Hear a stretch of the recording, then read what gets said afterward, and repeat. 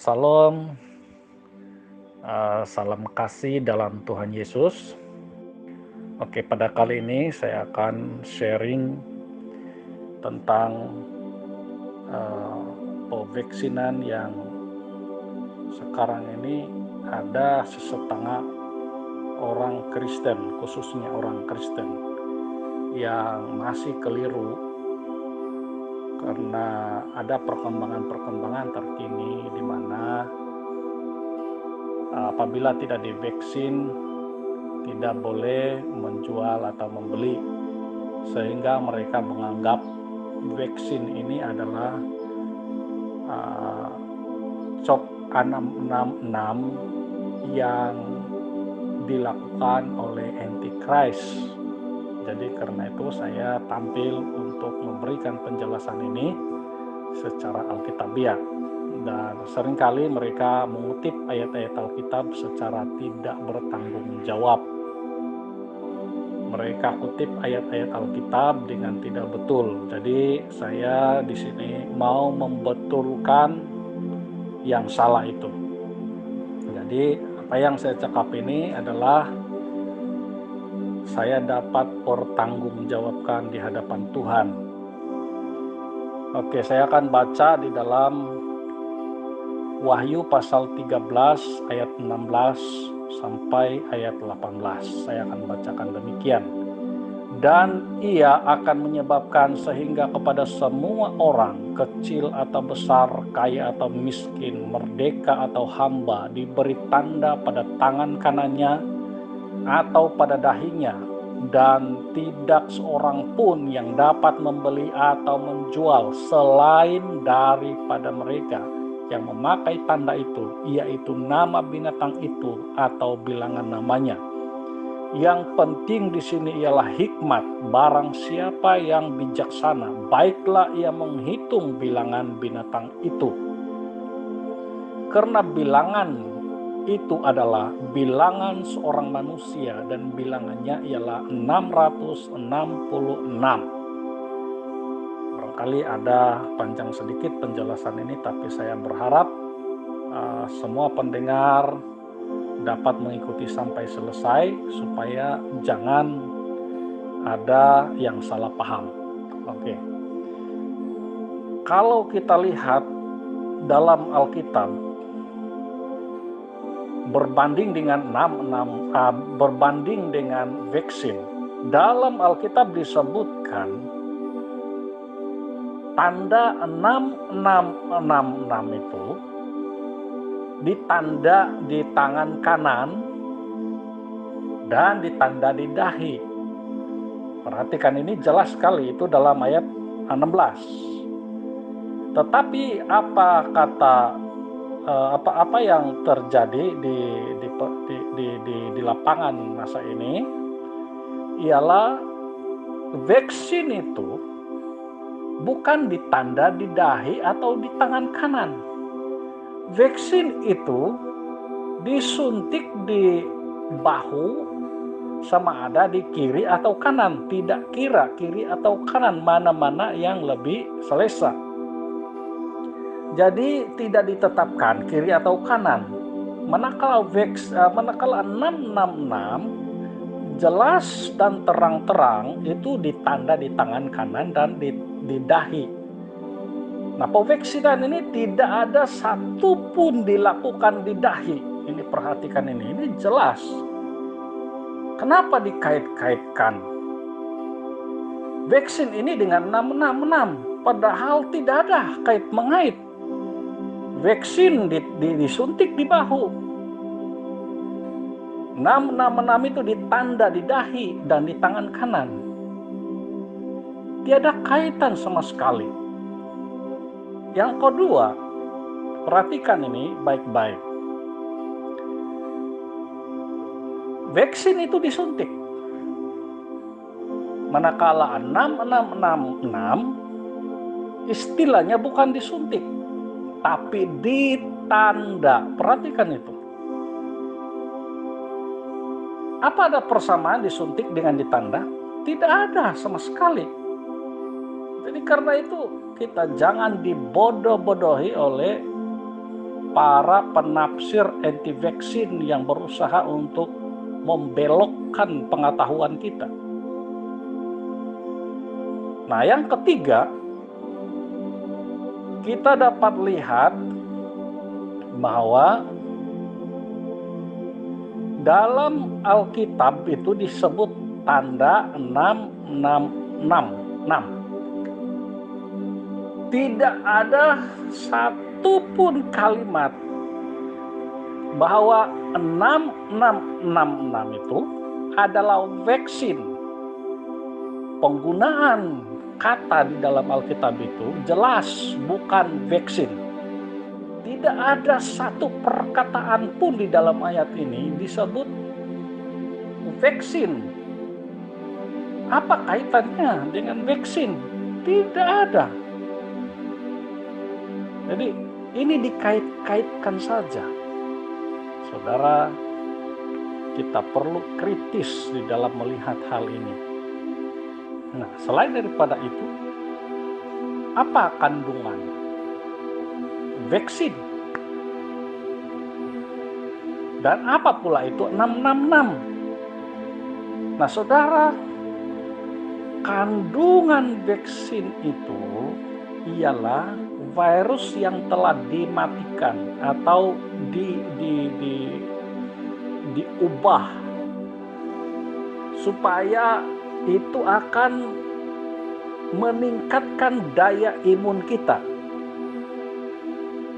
Manakala tanda 666 itu bukan untuk meningkatkan daya imun tubuh seseorang, tidak ada sama sekali. Jadi kenapa dikait-kaitkan? Tidak ada kaitan sama sekali. Saudara, perhatikan ini baik-baik. Karena kita jangan ditipu oleh kuasa kegelapan. Iblis itu sangat licik sekali. Tanda 666 itu bukan untuk meningkatkan antibody. Vaksin itu meningkatkan antibody, menguatkan daya tahan tubuh kita daripada serangan virus. Saya mau jelaskan apa itu 666. Tanda 6666 itu, kalau seseorang itu ditanda, itu berarti dia adalah pengikut kepada Antikris. Pengikut Antikris. Kenapa ditanda di tangan? Kenapa ditanda di dahi? Maksudnya itu jelas. Kenapa ditanda di tangan? Apabila ini sebenarnya ini adalah lambang saja. Lambang. Kalau ditanda di tangan, artinya segala perbuatan tangannya seperti perbuatan si bosnya Antikris menentang Tuhan. Ditanda di dahi artinya cara berpikirnya itu serupa dengan cara berpikir Antikris. Jadi sebenarnya tidak perlu kita susah-susah mencari siapa sebenarnya Antikris. Banyak orang yang telah ditanda sebenarnya saat ini tanpa disadari. Di mana perbuatan tangan mereka itu adalah perbuatan-perbuatan menentang Tuhan.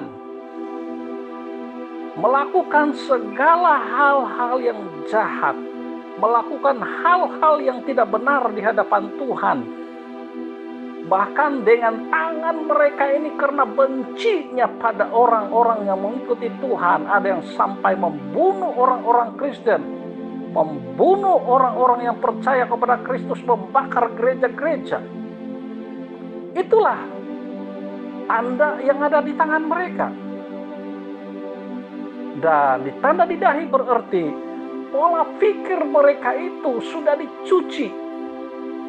Bagaimanapun kita mau cakap dengan mereka, mereka tetap dengan pendirian, dengan otak mereka.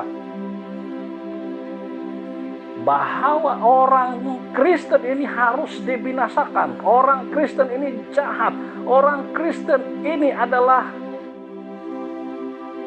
penjahat, betul-betul penjahat. Itulah dalam pikiran mereka, ini pemikiran antikris. Jadi karena itu sebenarnya saudara-saudara tidak perlu kita tunggu ada yang cop di tangan. Tidak perlu tunggu dicop di dahi. Karena banyak orang sekarang ini yang sudah secara tidak sadar tangannya sudah ada cop, dahinya sudah ada cop. Saudara-saudara yang saya kasih dalam nama Tuhan Yesus Kristus, bagaimana dengan tidak boleh membeli dan tidak boleh menjual? Nah, inilah isu yang sedang berkembang pada masa ini, sehingga banyak orang yang menganggap kalau tidak minta suntik, kalau disuntik baru boleh membeli dan boleh menjual. Kalau tidak disuntik, tidak boleh membeli dan menjual. Nah, kata mereka bahwa kalau disuntik artinya boleh membeli dan menjual, secara otomatis dia pengikut antikris. Belum tentu. Nah, mari kita lihat ini adalah fakta. Karena itu kita jangan tafsir Alkitab ini dengan cara-cara yang tidak benar. Nah, kita lihat di sini. Dalam kitab Wahyu ini, Wahyu 13, mereka yang tidak ditanda 6666 tidak boleh membeli dan menjual, perhatikan, karena mereka bukan pengikut antikris. Perhatikan ini.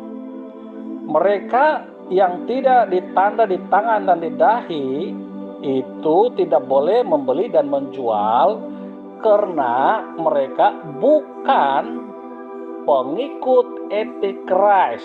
Ini jelas. Sekarang kita lihat. Manakala yang tidak divaksin sekarang ini tidak boleh membeli, masuk di kedai atau menjual atau berurus niaga. Karena apa? Mereka bukan karena pengikut antikris. Mereka ini dikhawatiri akan mengancam nyawa orang lain karena mungkin mereka ini adalah pembawa virus. Ini bezanya. Jadi karena itu kita harus jelas ini. Yang satu tidak boleh membeli dan menjual karena mereka bukan pengikut antikris. Yang satu pula mereka tidak dibenarkan membeli atau menjual karena dikhawatiri mereka ini pembawa kepada virus. Kan ini jelas, terang. Tapi masalahnya masalahnya ialah banyak yang tidak melihat hal ini. Sekarang saya sudah sampaikan dan saya harap semua jemaat melihat ini dengan terang dan jelas dan jangan lagi dikelirukan oleh mereka yang tidak menafsir Alkitab dengan benar. Oke, seterusnya. Sekarang ini saya mau bagi satu penggulungan. Apa yang kita mau buat sebenarnya? Ini yang kita perlu lakukan. Dalam Matius pasal 22 ayat 39. Matius 22 ayat 39 itu jelas. Kita harus mengasihi diri kita sendiri dan mengasihi sesama kita. Apa artinya? Kalau kita mau mengasihi diri sendiri, kita harus pelihara diri kita supaya tidak sakit. Kita harus pelihara diri kita supaya tidak terkena jangkitan virus yang sangat mematikan. Itulah salah satu cara kita mengasihi diri sendiri. Kalau kita tidak minta divaksin, artinya kita sudah tidak mengasihi diri kita sendiri. Atau dengan kata lain, mungkin kita sengaja membunuh diri kita. Kalau kita dijangkiti dengan virus dan kita mati, gara-gara kita tidak minta suntik dengan virus dengan vaksin, artinya kita membunuh diri kita. Jadi karena itu kita harus pahami betul-betul Alkitab ini. Nah, selain daripada itu, di Alkitab dikatakan kita harus mengasihi sesama. Siapakah sesama kita? Sesama kita itu adalah anak kita, ibu bapak kita, istri, suami. Sesama kita itu adalah jiran-jiran di lingkungan kita. Sesama kita itu adalah orang-orang yang sama ada kita kenal atau tidak kenal, di mana-mana saja kita berada. Itu adalah sesama kita. Jadi mereka semua ini harus kita kasihi. Bagaimana cara kita mengasihi? Cara kita mengasihi itu ialah jangan tularkan virus kepada mereka. Barangkali kita sendiri dijangkiti dan kita tidak mati. Tapi saat kita berkontak dengan mereka, lalu mereka mengalami infeksi yang sangat serius, dan akhirnya ada di antara mereka yang mati, saya mau bertanya, apakah ini masih kita katakan sebagai mengasihi sesama? Sudah tentu bukan mengasihi, tetapi adalah pembunuhan. Jadi karena itu kita harus mengasihi mereka dan melindungi mereka sesama kita, supaya jangan mereka ini tertular dengan penyakit yang mematikan ini. Boleh jadi orang-orang serumah kita pun akan dijangkiti oleh karena kita.